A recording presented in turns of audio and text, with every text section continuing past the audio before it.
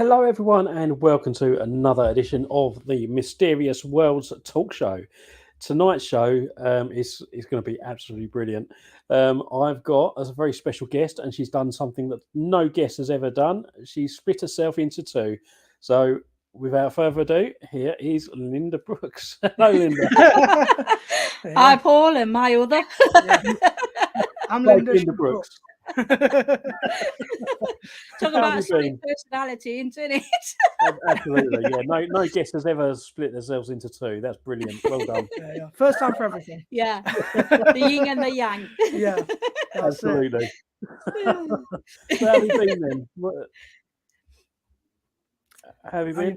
I'm okay, thank you very much, Paul. Yeah. Very busy, but okay.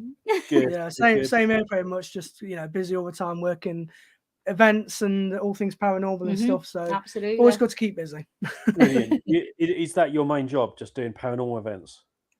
It is, alongside my spiritual side as well, because obviously I do a lot of spiritual work regarding developments, helping others do developments in spirituality and also readings.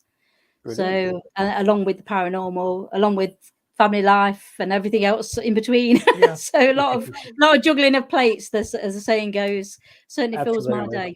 But for the people that don't know who you are, do you want to just go back and tell people how you got into the paranormal and how Brookes Paranormal come about? Yeah.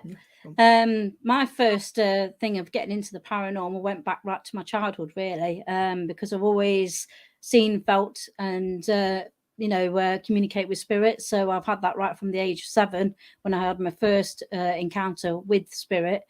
So that always got me intrigued. And then, of course, along come the TV show. I'm sorry to say, Most Haunted. Everyone watched it back in its day, and of course that got me even more intrigued with the way that they investigated, more so the buildings that they were in as well, because they went in some fabulous venues, so that got me really curious about spirit and different venues, different locations, different energies. So I actually went on then to progress onto going on to events myself, and then from there I got more and more intrigued the more I did it, and the more evidence that I got, the more communication I got with spirit of all different kinds, different time periods. That led me then to want to do something ourselves, which led to the starting of Brookes Paranormal. Cool. And I think the events that I'd been on were, obviously companies that had quite a lot of volume of people within the confines of the locations. I didn't find it really that much of an experience. Obviously I was spiritual, so I got something out of it, but certainly the other people that I saw that were struggling to, get any evidence because of the noise contamination, because there were too many people in one area, or they were very closely split into groups, but there were still too many of them in a smaller space, so there wasn't much gap between them to stop flow from contamination from one group to the other, which I didn't think was really from an evidential point of view was really able to achieve that much. So after going on to so many, I thought it'd be really nice to offer people who genuinely have got a passion for the paranormal, as we have, to give them a space to actually do something within the confines of the building, but on so much of a smaller scale, so they have more personalized experience rather than 30-40 people all around them and then they get none. So that's the reason why we started up Brookes Paranormal, to give people something else, something different, something more to their liking, if more of a personal experience. More to give them the idea of what it's like in a smaller confined group in a building to what it would be like in a much larger scale of volume of people in the same building, so they could get a better gauge for the activity as well. That's it. And how did you get into the paranormal? Lynda, yeah. Lynda. Well, for me, my kind of interest with the paranormal started with a certain TV show, Most Haunted, just like with many others. And again, it was more so the interest of investigating historical buildings and finding ghosts, finding spirits, trying to get the evidential proof that there is an afterlife. And I thought that was the whole idea and concept was very interesting, and it kind of also drew my interest with history as well, because I'm a huge history nerd. I love going into buildings, even just glancing up at the decor and the architecture. I absolutely love it. And I'm a strong believer in that where there's history, there's ghosts.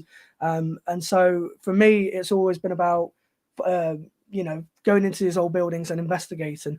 But like I said, with the Most Haunted show, it was from there my interest in the paranormal started. And then there'd been a whole other bunch of shows that come out since then. And then just like you, Lynda too. Lynda 1. Yeah, Lynda 1, Lynda 2. Just like you, then I started going to do public events on other companies' events, investigate that way.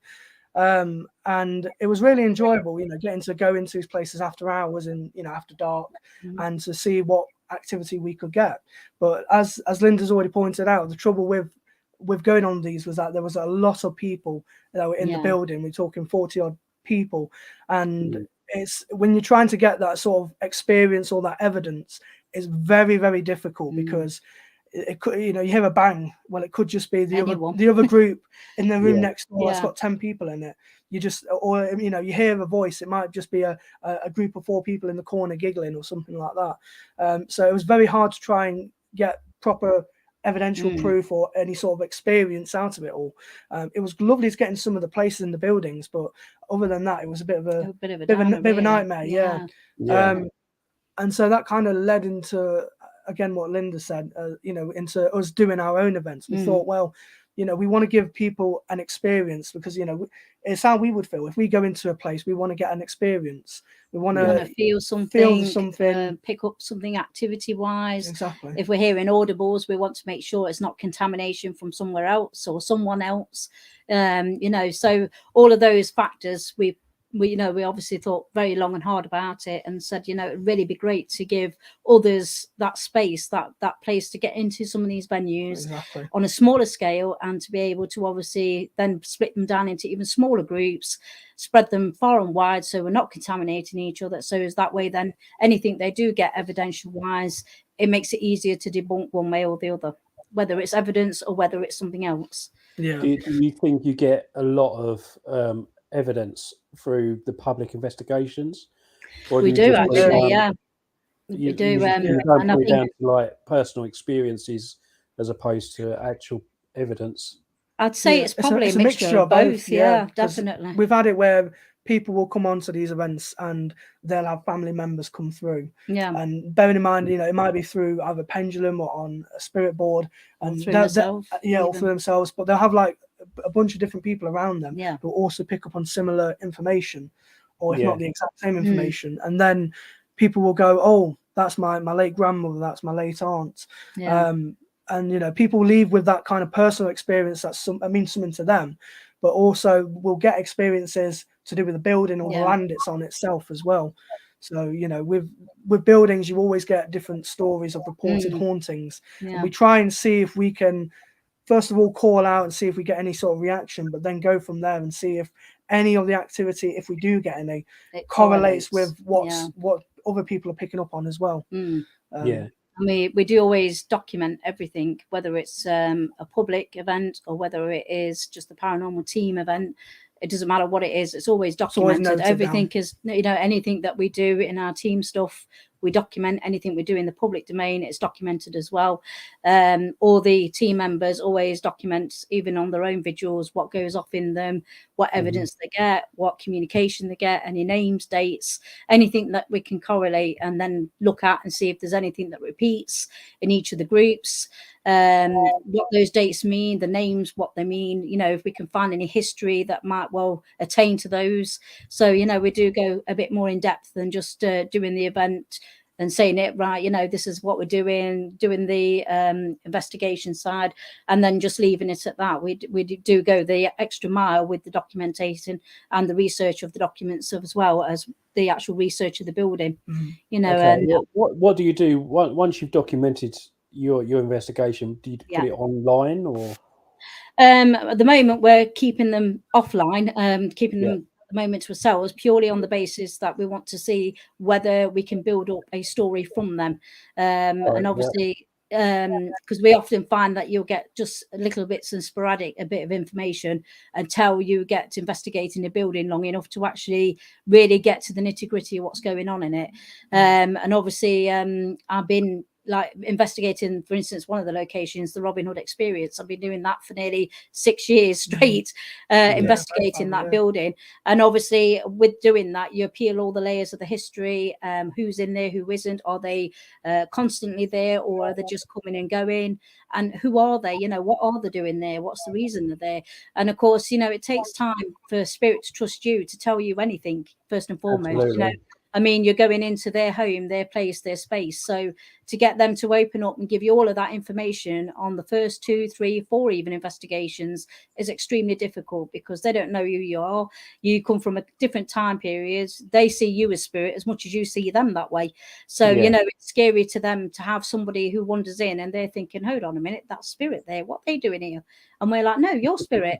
You know, that's the confusion that you're dealing with. And obviously then you have to get them, as I say, then to lower the barriers down, to talk to you, to communicate, to interact with the things that you bring, and let them know how to interact with them as well, you know. So there's a multitude of things you have to do first before you start even get that communication process underway, you know. And then be able very to much like that movie, The Others.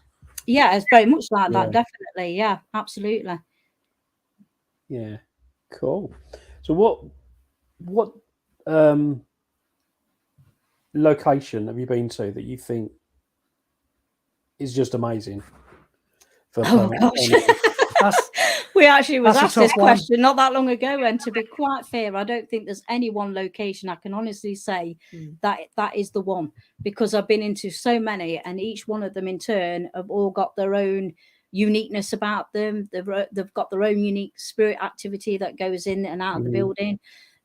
So I really couldn't say for sure that there's one, apart from obviously the Robin Hood, which I've obviously been documenting a lot longer than some of the other locations. So from that point of view, it's good from the evidential point of view of who they are, what they're doing there, and why they're consistently there. More to the point, you know, I mean, you get spirits that are there sometimes when you go into a location, you go back again, they're not there, you go back again, they're not there, then on the 4th or 5th time they're back again. You know, where did they go for the other times that you've got into the building when they're not there? You know, and then you get other locations where you're getting spirit that are coming in that have never been in that building before, because it's not where they dwell. It's like they've followed somebody else in. They've followed either people in, or they've followed in other spirit people belong to the building, because they see that the people that can communicate with them. So they come out of curiosity. They're not there for any other reason.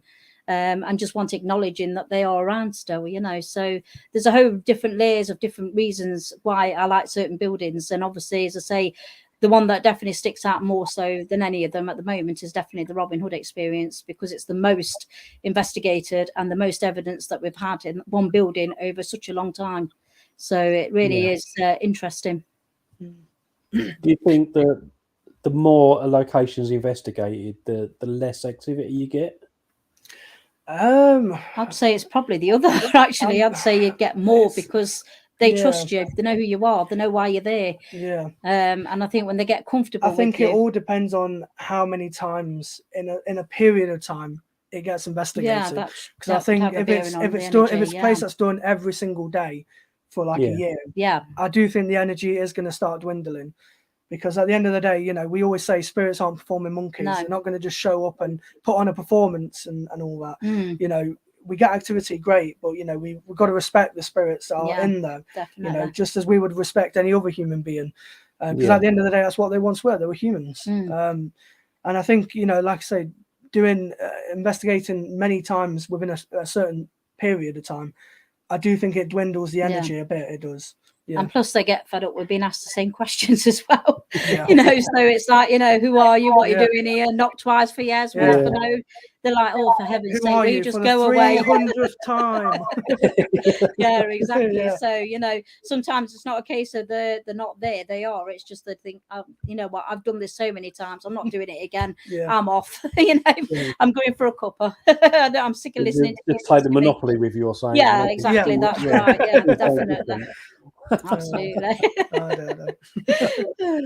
But yeah, as I say, I think it does go on a lot on the actual amount of times that a building can be investigated. You know, I sometimes think it's best to leave a gap between going back rather than going back every sort of like week, 2 weeks.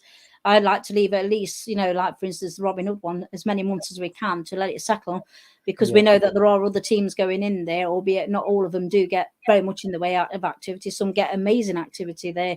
Again, it's down to the actual people themselves as well, you know, how they are in their own perceptions, you know, whether they're open to spirit and they're open-minded, or are they completely closed off and skeptical. If so, obviously they won't get much in the way of activity because they're already closed off to it. So Or when you investigate, do you do like with the public? Do you do more spiritual work, or do you use the gadgets and stuff? Both. We do both. Yeah, we do both because I think both is a good mixture, to be fair. Because working with your own senses obviously heightens things up a lot more. For the individual, you know, for them to get personal experiences like spirit touching them or tapping the leg, or, you know, them seeing something like a ball of mist or some swirling energy in the corner of a room or something. That's a personal experience. You're not going to get that rated on gadgets. You know, it's a case of sometimes they want to show the person something unique to them, you know, something that they are going to feel comfortable with, rather than you know, some people find all the lights going off and gadgets going out, you know, going mental. It frightens them because they don't know what's going on. Whereas if spirit are trying to show themselves in a mist, or they're just tapping them or stroking the hair, they feel a bit comfortable with that, because they know, oh well, you know, obviously I can sort of like try and debunk that rationally. I can say that's just my imagination. But when things go off in front of them, that sort of like can freak people out and think, well, obviously I know that that's not us touching, that's what's doing that. When they know that certain things like a REM pod, you've got to get very close to the antenna to break that EMF field to get it to trigger off. So, you know, explaining the equipment to the guests, as we do when we're doing our investigations, it helps to limit that sort of like fear factor when they do go off, you know, to stop them from feeling so fearful of it, and have a bit more better understanding of what's happening in the environment to cause that to go off. I say we always explain the equipment as well throughout us doing the investigating. So if we've got, like Lynda says, a REM pod, we're going to explain to the guests and say, this is what it is, this is what it does to trigger it off, and this is what we're hoping to get from it. Because, you know, we do get quite a lot of new people who have had an interest, but they're not exactly sure what to expect. And of course, you know, with that, we've always got to be mindful that despite us having a lot of regular guests come on, we've got to be mindful of any new people that come on to explain to them things and go over things with them, because they might not be sure what things are for. So it's always good to do that. Absolutely. It always reminds me of a guest that we took to Shrewsbury Prison, and she had to come out of one of the experiments because we were using the SB7. And because she was hearing responses to the questions that was put, that freaked her out so much. She was like, I didn't think it was real, but that is genuine and that is a real phenomena. And she was absolutely scared out of her wits. I can imagine. So I got my medium to go out with her and get her down a bit, explain what happened, what the experiment was, and just try and set her mind at rest, basically. That's all it was. And she went home happy, but she was really freaked out. I love it when those sort of things happen. Well, same here. It's always good when they get experiences like that, especially the skeptical ones as well. Always adds. I think when they've had a few experiences that they leave an event and they're scratching their head thinking, well, I can't debunk that. I don't understand what's happened there.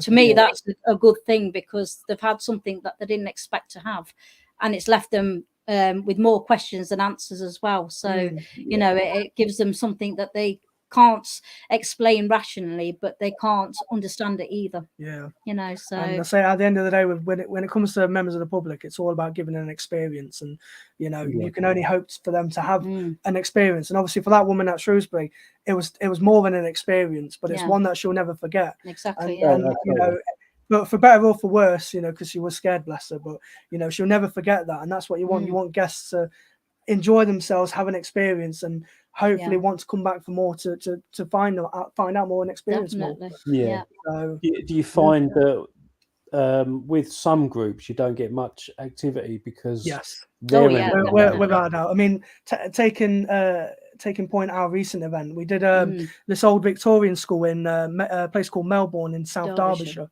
And it's a lovely little building it is. And my group, we had all sorts of different things happening. We had some equipment going off.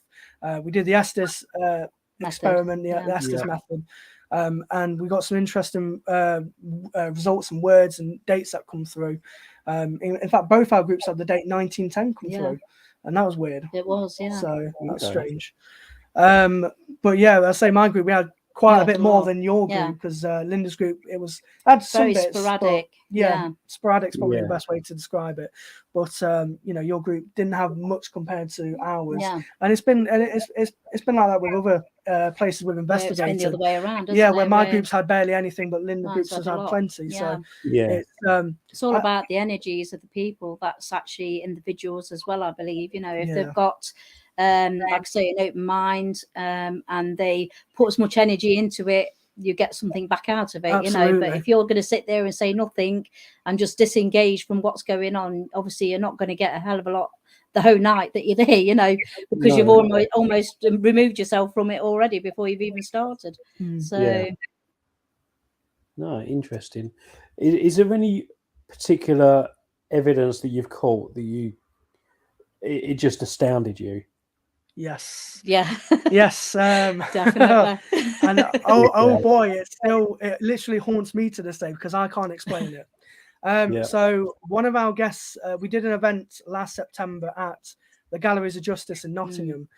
And Lynda's group was in the debtor's cell, and it was in this area where one of our colleagues, Mark, he felt like this dark, negative, oppressive feeling that was like moving over to his right hand side, and he felt as if someone was just kind of watching over him, trying to kind of almost take him into a trance like state.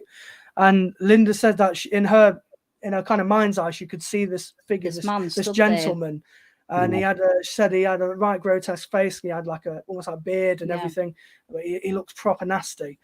Which you know, at first you think, well, anyone could just say that, fair enough. But then one of the guests said, "Oh, can I take some pictures?" And of course, we always say at the start of the night, we always encourage guests to take photos. We say the more photos you take, the more likely you'll capture something. And I say this is a perfect example of why we do say that, because this lady, she took, I think, at least six, about 6 or 7 photos in total. And I think if it was 6 photos, but 5 of them were just nothing. Everything seemed normal, all except one photo, and you can clearly see an apparition of a gentleman. You can see the facial features, the eyebrows, the eyes, the nose, the beard, his face, his neck, his arms. You can see him almost in motion, as if he was looking at our colleague Mark, but then was looking towards where the camera was. At the same time. It's one of them where you have to look at it and you can see there's no kind of camera trickery or anything like that. It is proper unexplainable. And of course, we went back to debunk it to see if we can try and recreate it. Took a load of photos again, but absolutely nothing. And interestingly enough, this male apparition that appeared was on the right hand side of our colleague Mark, where he had described this feeling of his negative energy right next to him. And of course, Lynda saw it where he was as well. And the fact that guest captured it was absolutely phenomenal. And I think the weirdest thing at that time was as well, is he started off by swinging one of the heavy chains behind Mark. That's what started the whole activity session off. And of course, we were watching the chain swinging for no apparent reason, because it was really heavy. It was the only chain that was swinging. There was no draft to cause it. And I mean, we even tried to debunk it by seeing if he'd knocked it and that could have set it swinging. And of course, we knocked it and it just moved once and then it stopped. So but there was just continually swinging the whole time. And that was before he started manifesting at his right-hand side. And as he was doing that, because Mark is a channeler, he can channel spirit, which means that spirit can often get into him to actually speak or look at you or talk to you or communicate. And of course, I knew that's what his game plan was, to do that with Mark. So I was constantly watching to make sure Mark was safe and he was okay, as well as watching this chap, what he was doing.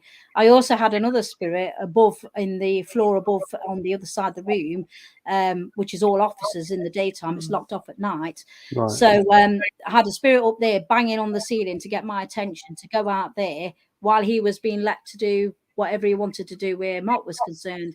And of course I was like to-ing and fro-ing between the rooms, trying to find out what he was doing, banging on that. At the same time, watching the other guy weren't going to go fully into Mark, which meant then I had a problem because I didn't want him to do that. You know, wasn't the time or place for that sort of thing on a public event. That's something we do probably on a private one, but not on a public. And of course, you know, trying to stop him from doing what his intentions were, you know, as well, and trying to get him to back away from Mark's energy and from his body, not to do anything. At the same time, trying to stop this other chap from trying to get attention at the same time.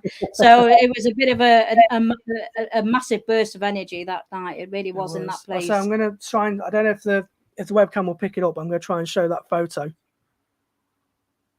Okay, yeah. See that? Can you see that? Yeah. I say the more you look at it, the more you start seeing the facial features and everything. Yeah. Honestly, a photo like that, and you can see it's even transparent, because you can see some of the trains in the background through the body and the table and everything. So it's very, very strange.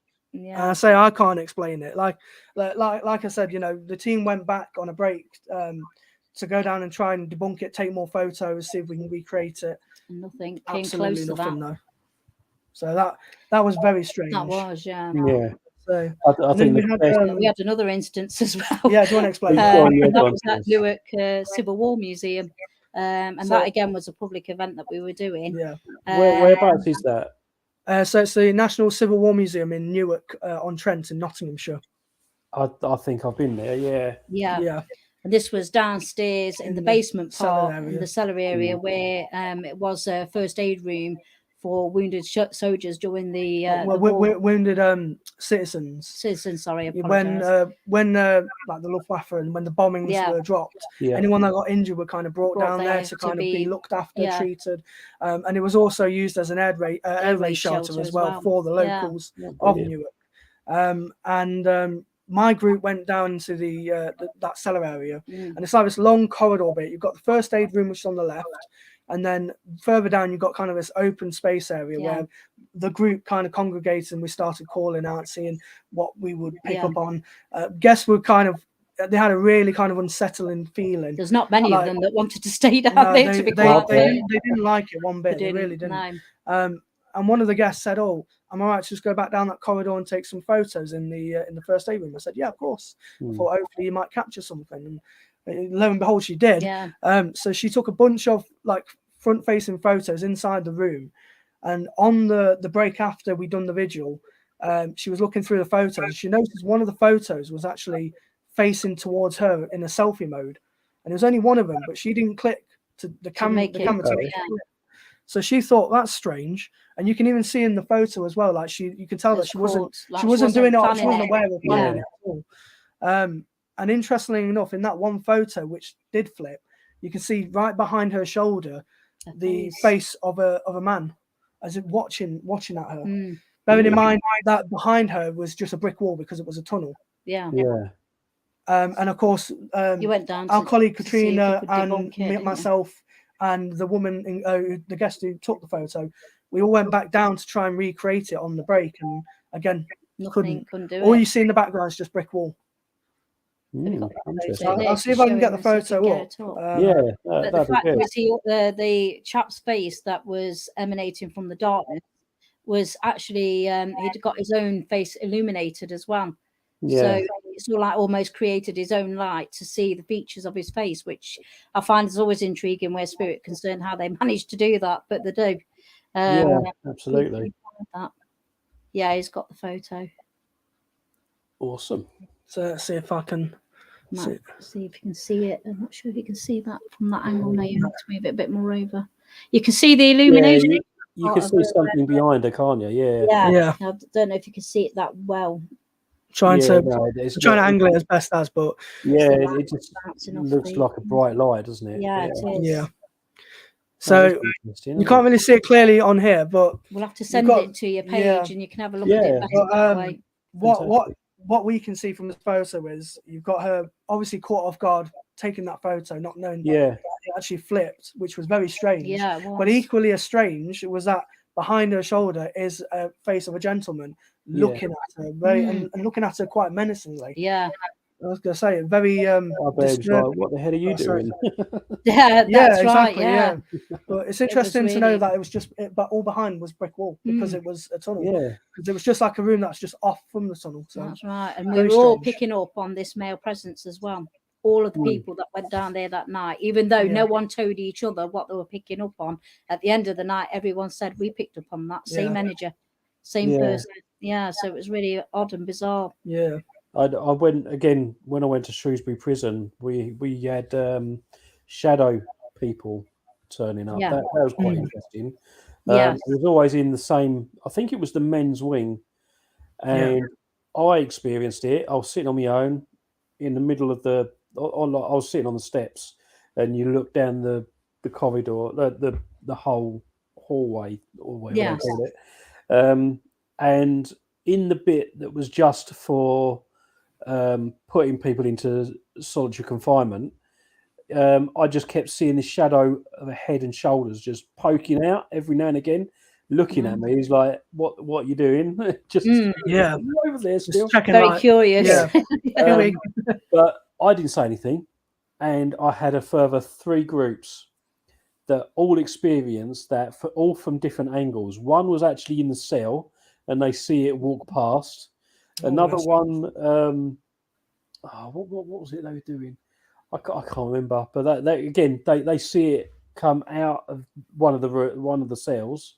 Yeah. And I can't remember what the other group did. But they all, at the end of it, we had like a debrief, and we all experienced a shadow person in the same area.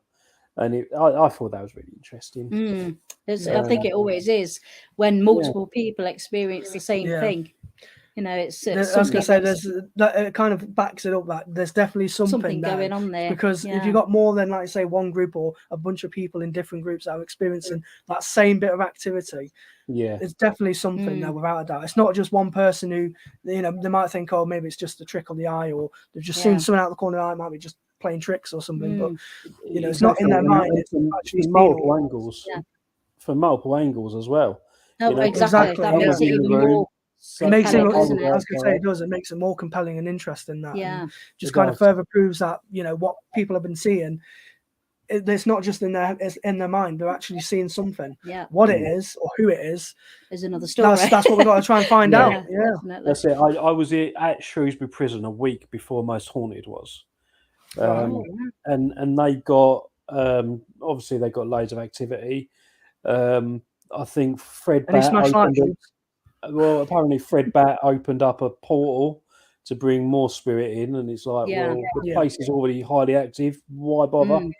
You don't need to do that. That's right. That's it. And there was no crowbars there that were thrown at the no marbles been thrown. No, none of that. Funny. And another location I went to, I don't know if you've done it, Codner Castle. Yes, we have. The cottage bit. Yeah. Did you get much activity there? Yeah, we did. We got some interesting stuff. Yeah, we had a phone call with the man that's upstairs in one of the bedrooms. He actually shut my phone off twice. He didn't want to talk. He was like hanging up straight away. I said, "How rude!" I mean, he wanted to say hello to you, but third time lucky, he actually spoke through it and had quite a decent conversation as well. So, I was interested in. I think it was Viv Powell who originally did that phone experiment. Myself, I thought that was quite interesting. Yeah, I thought it was really interesting the way. That spirit can utilize something as simple as a phone. I mean, we've had them interrupt our walkies as well, where when we're on our group vigils, if we're in a big location, we'll have our walkie-talkies with us, and they'll stop us from communicating with each other. They'll just shut the radio signal down, and then they'll start interfering with it. I've had it the other way around, where they've actually communicated through the radio. Yeah, we've had that as well. Yeah, times as well. Yeah, where they'll try and speak through it, or they'll block it, depending on where you are and what it is that you're trying to say. I'm trying to remember what the event was, but there was one. I know there was one time where it sounded like you were talking through the walkie. That's right, yes, and I wasn't even on the radio at the time. It sounded exactly like her voice, and I said to her, I said, yeah, Lynda, I can hear you, what's up? And she's just like, what do you mean, what's up? Is everyone all right? I thought, yeah, you're all right. She's like, yeah, why are you radioing? I was like, no, you radioed me. She's like, no, I didn't have the radio even on me. One of my other colleagues. It was the other colleague that had the radio. Anyway. I didn't even have it. So I thought I was very strange mimicking a voice like that. I had exactly the same experience. It was at Charlton House, and it was my business partner at the time. We heard her voice, and it weren't just me. It was like the other teams that had radios. They all heard her voice call us down for a break. And she swears blind to this day that it wasn't her. It weren't her. Yeah. That is strange. I think this is it, isn't it? You know, but this is what fuels your curiosity, because things like this happen, and you think to yourself, what if there is something else out there? And you kind of want to see if anything else would happen. And that I think it's the big thing that kind of hooks us with the paranormal is there's so much of the unknown that we want to know and that we'll probably never know, but it's just that curiosity of wanting to know that keeps us coming back for more. That's it. And I mean, let's face it, I mean, everyone focuses on spirit being living human beings.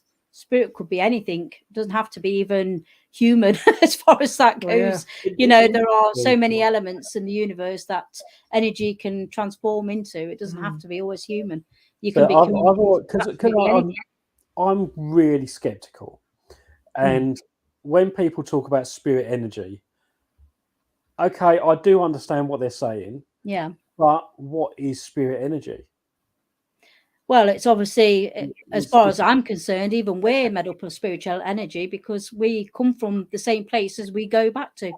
You know, we're just encapsulated in this vessel, but we do have spirit energy within us. That's what keeps our soul alive when we depart. You know, that's the part of the subconscious we keep evolving with the energy that we've got. It just amazes me how people talk about spirit energy all the time. Yeah. But they don't actually know what it is. But they still claim that it affects the EMF meters, for example, on the REM pods. Yeah. We don't actually know it is the spirit. It could be something completely different. Exactly. This is right. Yeah. Well, that's it. I mean, it goes to back to the idea of what is a ghost, what is a spirit, because the idea that a ghost or spirit is a former human being who has lived and died and is still roaming around the earth and the universe, that is just one explanation of many explanations of what a ghost could be. So, you know, what we're thinking that maybe a spirit person's communicating with us, it might be something entirely different and we wouldn't know. Well, I mean, I've communicated with something. I've communicated a few times with something that isn't earthly bound. It isn't human. It's not elemental. It's other, as I would call it. That just comes from a different, completely dimension to where we come from, and it's everything is dimensional. Really, the universe is dimensional. So obviously, that's you're bound to come across these things that people sometimes mistake as spirit when they're not a living spirit. There's something else, something otherworldly, as I would say. But that don't mean say they can't communicate either. No, that's it. I mean, I've had a communication going on a Ouija board, and the spirit that came through was actually to a friend of mine, and we used to talk quite a bit, and it was like she'd explain it like a computer game. Yeah. So we're on this level. Once we're finished with this level, we go up to the next level again. The next one. Yeah. And then once you've done whatever you need to do on that level, you go up again. And That's you ascend, essentially. You can communicate back, but you shouldn't be able to communicate forward. Yeah. That's right. That's exactly what I get told as well, I mean, obviously, with me being very spiritually attuned, I always speak to my guides and I ask no end of questions. I mean, I'm a very curious person. If I even speak or communicate with spirit, they're like, oh God, here she goes, 20 questions, here we are. She's going to be asking everything and anything. She wants to know the ins and outs, dates, times, places, people, because that's what I am. I'm very curious. I want to know definitive proof, and I'll know if they're lying to me. If they're saying, oh, I'm from this date and they're not, I'll know. I'll just instinctively know that they are lying because I can see them. I know they're not from that time period. They're probably dressed in something from the 12th century, and they're telling me that they're from the 15th century. Well, I know full well that not, by the way that they look, the way that they're dressed. So, you know, it's like, are you sure? Because I know you're lying to me, so be honest, because lying don't get you nowhere with me. I know. So, you know, and that really is something I think they find quite annoying in some sorts of the way, because they know there's nothing they can hide from me information wise. They know I already know the information. It just hacks them off that I asked them to give that information to other people, because not everyone can talk to them. You know, not everyone has got the ability to hear, see, or feel spirit. And those that don't, I want them to have the evidential proof. You know, that if I say, oh, Joe Bloggs has stood there right next to that REM pod, right, you touch that REM pod and let them see that you're there. And then that REM pod goes off because I've told them on command to touch it. Yeah. And then, like, how's that gone off when you just asked them to touch it? That makes it more, you know, the fact they're doing it on command makes it more evidential in a sense that there is something transpiring to cause that to go off. So, especially with a REM, because you have to touch the antenna. I mean, obviously, K2, there's a lot of things that can trigger that off. So it's not quite as easy to debunk when you've got a building full of wires anyway. And obviously, K2 is not used for picking up spiritual energy. It's for obviously for electrics. Absolutely. To be detected. Yeah, exactly. You know, it's fluctuations. It's to do with wiring and stuff that are in the wall and live things that's there. That's basically what they were produced for, not for what we use them for. So, you know, obviously it can pick up a lot more array of different things than what you want it to pick up. Yeah. I mean, going back to Codner Castle and the phone experiment, I mean, Viv created. Yes. We've improved it a little bit by adding cameras and stuff. Yeah. But when we experienced it, we got the date 2010 off of the spirit that alleged communicated that. Yeah. And we could hear a TV being played in the background. I actually heard the footage. I watched it. Yeah, it was really interesting. It was very interesting. Well, we identified that as a movie called Night of the Demon. Wow. And it was last played on terrestrial TV in 2010. Wow, that's amazing. So it all sort of tied in. We did arrange to go back and investigate even further. But the guy that run it, he refused. He wouldn't let us do it. Oh, such a shame. That's a shame. Like, well, yeah, it just sort of makes you think. Then are they doing something? It does. Yeah.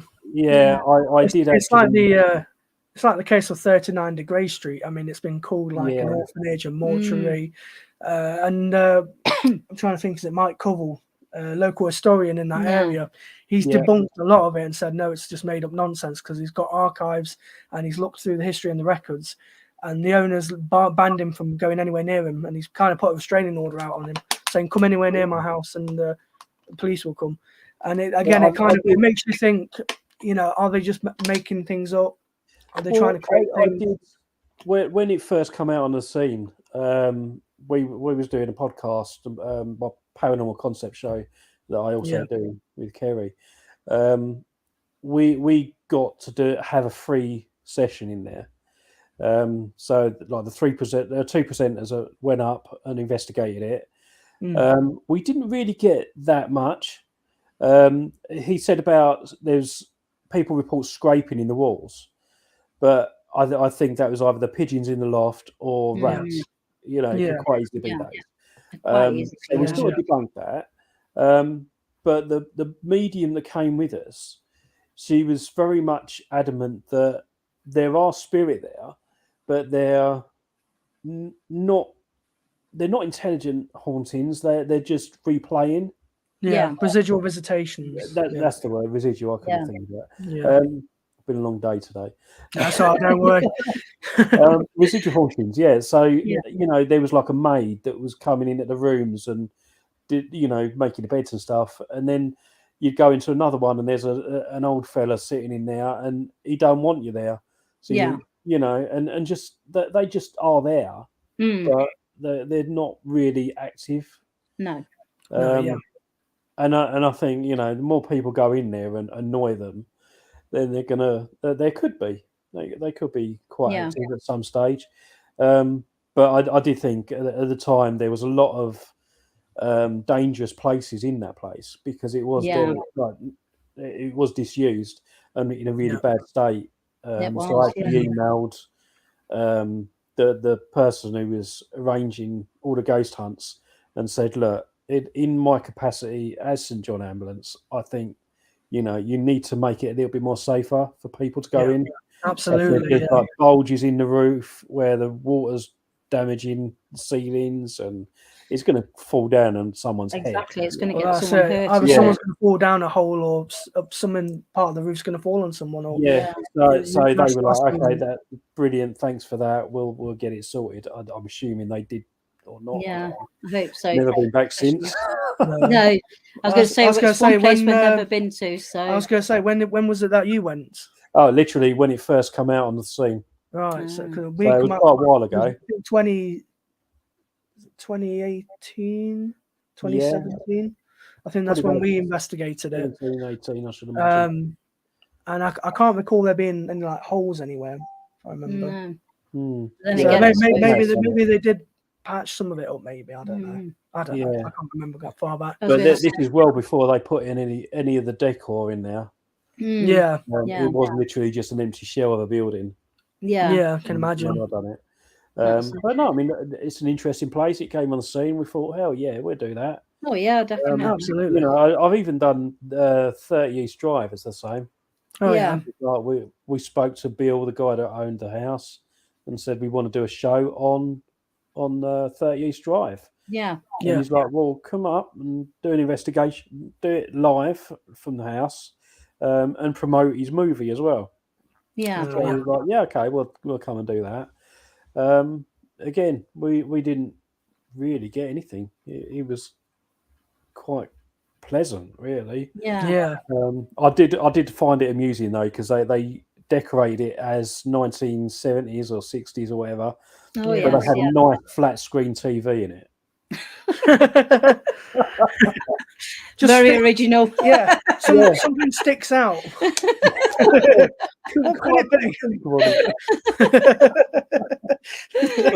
obviously put that in there so you could watch the movie of. I bet that's the real reason why. Yeah, that's it. It was funny. The game's the game. I feel quite honoured that these places let us in just to do shows and stuff, and they waive the fee for us. I mean, we only go in as a small group of 2 or 3 anyway. Yeah. But it's just publicising it, really, isn't it? I think that's why they go for it.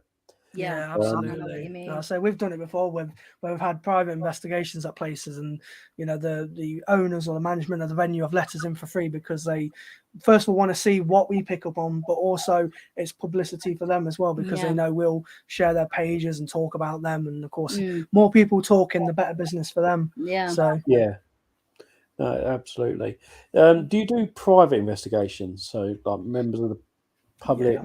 We've actually got our private team one coming up on Saturday this week, and we're very privileged to be one of the first teams, apart from the team who actually owns the Haunted Oddities Museum in Nottingham.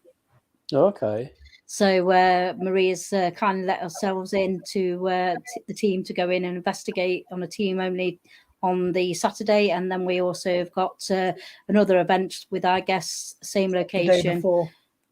Oh, you know about that? The separate one for the separate one, yeah. My apologies. So we've got two times to go. Once as a team, once with the public as well. Yeah. What about like private house investigations? I've done those as well. I'd say the recent one we done was it's what's known as the Railway Cottage up in Mansfield. Yeah. And apparently it used to be one of the homes for Florence Nightingale, which is they were doing some renovation work at the time, and they're kind of hiring it out for people to do private investigations and try and use some of that funding to go back into the restoration and renovation of the building. And we've got a few bits of that interesting activity. Like it was a bit like Codner, where it was very kind of dilapidated, a bit derelict. Not on the big scale that Castle Cottage was, but it was quite interesting. We had a lot of EMF spikes that come out of nowhere, and we try and debunk it, saying, "Oh, is it just like dangling wires?" But there's barely any wires around anyway. And even if there are wires, there's the whole thing's dilapidated. I was going to say that time there wasn't even any electricity in the building, so it was really cold. It was pretty much really in a bad state than what it is now. I mean, obviously it's more done up now. It's got electricity, running water. It's got a toilet, which it didn't have either. We had to bring our own porter toilet. Because obviously, if you needed to go, you had a long walk to find one. The garden bucket. But the paranormal one. We had like taps as well. There were, because we did a live feed from there as well for about an hour, and there was a bit on the live feed. I was on the upstairs floor, and like it's that kind of not done up that you can actually see gaps in the floor and you see down below. So of course the team that were downstairs, I was saying, be quiet whilst I, call out and see if we can get anything. And that's when, we started hearing these kind of like knocks.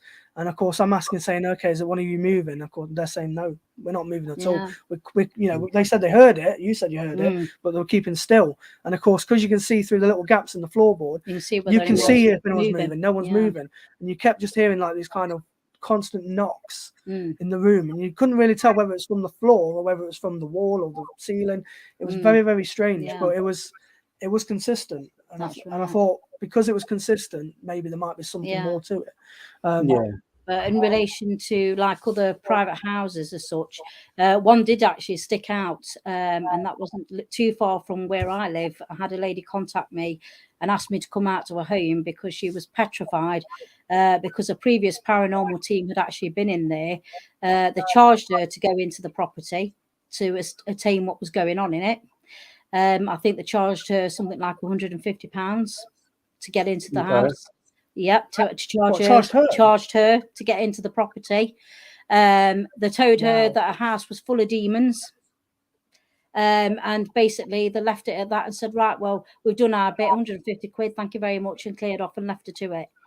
Obviously, the woman had got children in the house. She was absolutely petrified. She was crying. She was beside herself with worry for her children's safety because of what this other team had told her, what was in the property. I went in there and I said to her, there's no demons in here whatsoever. The only one person that's in here that's causing the activity is your grandfather. I described to her what her grandfather looked like. He had a special stamp engraved on his pocket watch. And I told her what that was, what it read. And straight away, she knew it was her grandfather, because the only person that knew that was her and him, because she'd bought that for him. And no one in the family even knew it was engraved. So that was, to her, was the defining moment that changed her perception, that it wasn't what she was told it was. It was just a grandfather that was making the noises, obviously checking on the children to make sure they were okay, because the children were seeing things, obviously the things that they didn't understand, shadows and things like that. And of course, it was all him that was doing it. And obviously, he felt awful, the fact that someone had been in and called him like a demon. He says, I didn't mean for any of this to happen. I just wanted her to let her know that I was still here and watching over her, because they had a very close bond when he was living. And the EMFs that we were picking up on, that were causing her young son to hallucinate, was all in the wall. The wall was rigged with that much. It was just going off the scale. And we'd actually got several K2s, and you could see clearly where the spikes were all going, and it was all down to what was behind the wall. And we found out that the neighbours next door to her had a load of bodged electrician people in that had bodged up the work, but they left the wires all still buried in the wall. They never, when they came to redo it, they never took the wires out. So it was causing the high EMF spikes that were bleeding through to her house, which was causing her children to feel like someone's constantly watching them, the paranoia sensation from high EMF, being exposed to that all the time. And of course, when they got somebody to go and sort that out, it all stopped. All the problems that the child was having had stopped completely. And as soon as she knew it was her grandfather that was in the property, the whole atmosphere in the house had just calmed down. It was just like she was totally different on the phone. 2 months later, she was like, I can't believe the change in how I feel. You know, I feel so much more at peace yet beforehand. I was a wreck. I'm more disgusted that they charged her. Oh, yeah, they did. I couldn't believe it myself. I really could not believe it myself. There was actually a question the other day on social media somewhere that said there was a paranormal team in the US that charged. I think they did charge an extortionate amount of money for the investigation. Bloody hell. Crazy. But I was going to actually ask you, what do you think about charging for? I don't do it. I was going to say, going into someone's property, I'd like to be able to help them, because at the end of the day, I was going to say, I wouldn't even come across the thought of having to charge them. They're there because they're asking for help, for answers, for assistance, and especially when you've got young children as well involved, that makes it even more prevalent to go and help them. Yeah, because obviously, I've never dream of charging. No, ever. I don't think I'd ever charge. I don't think anyone should do that, to be fair, because if they are doing that, they're in it for the wrong reasons, aren't they? Yeah, but they're in it to make money off people's fear. I totally understand what you're saying, and I agree with you, but to play devil's advocate a bit, there are obviously good teams like yourself. I've done private investigations and done a really good job, and they've always said, like, do you want payment? And I'm like, no, don't worry about it. But thinking to play devil's advocate, you're providing a service. So why shouldn't you charge? Why shouldn't you get something in return for it? Yeah. I mean, I'll be just happy with a cuppa.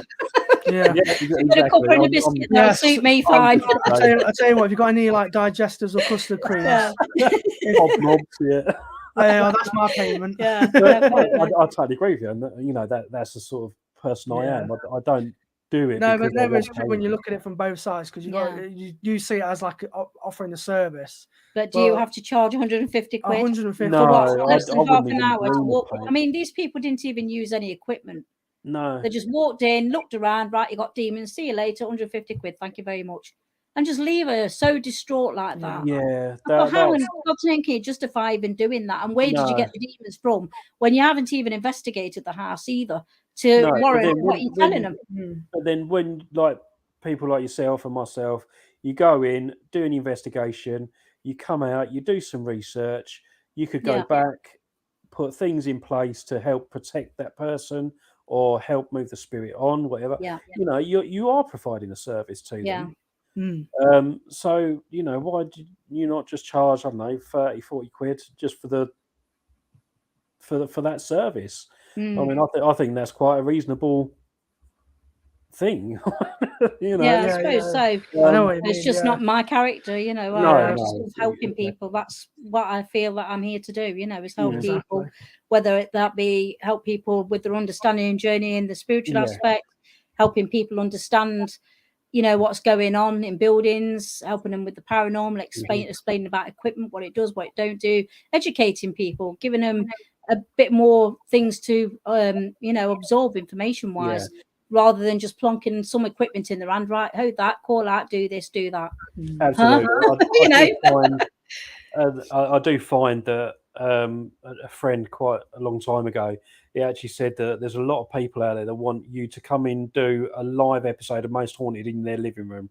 And we don't do any of that. At the end of the day, we believe anything you get evidence is what you get. If you get nothing all night, you don't get it. Nothing, At the end of the day, they're not performing monkeys, are they? So if they don't do it, they won't do it. One of the last investigations that I've done, and it did involve a demon of sorts. I hate using that term, but it was actually a recorded demon that come across. This lady was being attacked in a home, and she wanted someone to come in and investigate. She had a team. They were so far out of their depth, they actually called me in. So I went in, done my investigation. In the course of the investigation, we tried to find out what this entity was, and we asked for a name, and on a Ouija board this was, and it gave us a name, and we thought that just makes no sense whatsoever. What am I supposed to do with this? But we went away, done some research on the name that it said, and it turned out that it was a Norse god, like a Norse demon. Mm. Oh yeah. And everything that lady was talking about that she experienced is how this demon operates. Right. So we sort of tied it in.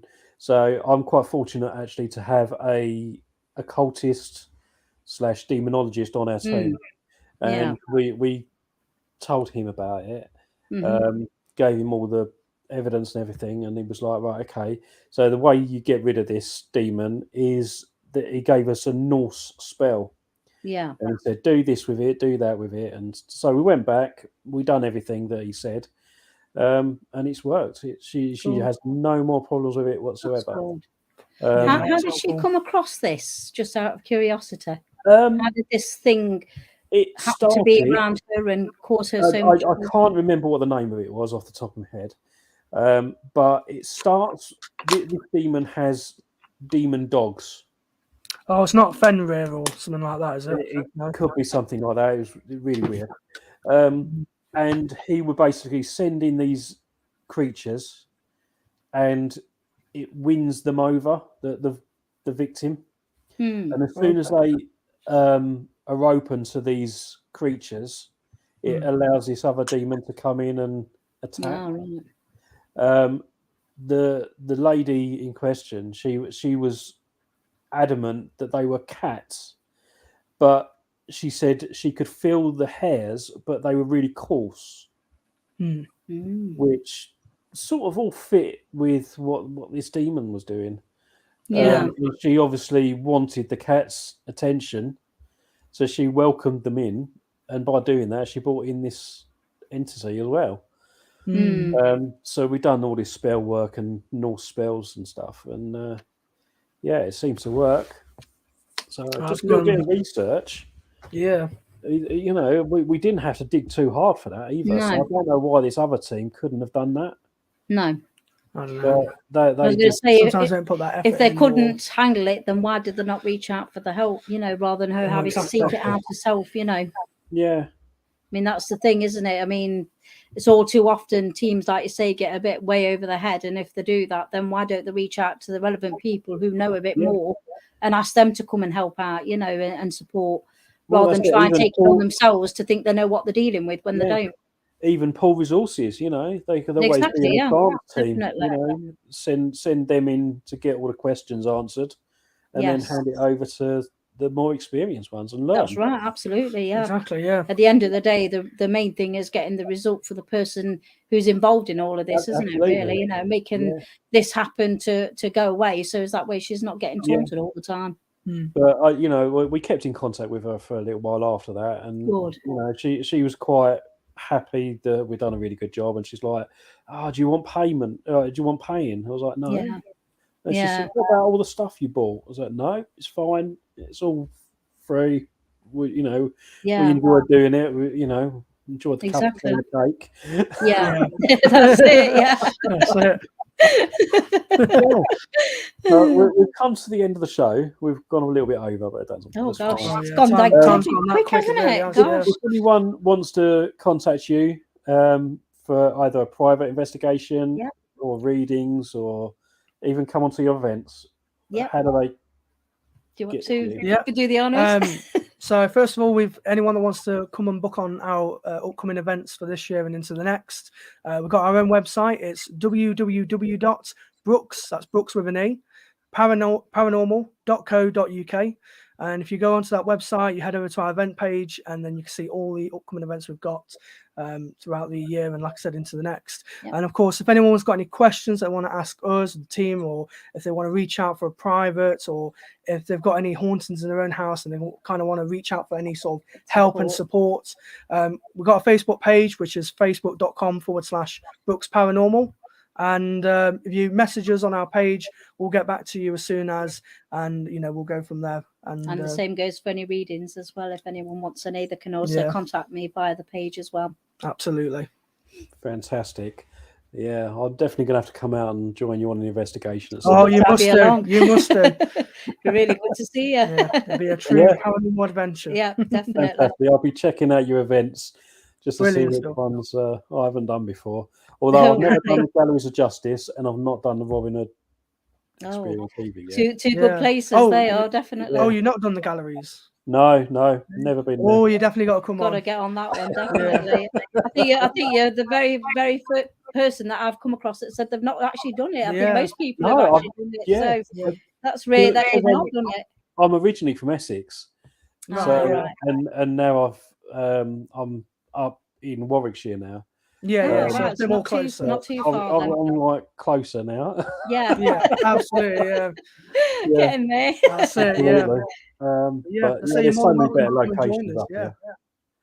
Yeah, brilliant. Well, thank you both for joining me tonight. Thank you very much. Thank you so much, Paul. It's been a pleasure on the show. Cool, no worries. And we'll definitely have to get you back at some point. Absolutely. Love to be back. Thank you. No worries. All right, so that's all the show for tonight. Okay. Brilliant stuff. Yep. No worries. Thank you very much. Thank you for everyone who's watching. Welcome. Yep. Thank you everyone in the chat room, and we shall be back next week. Goodbye, everybody. Bye, everyone. Bye. Bye.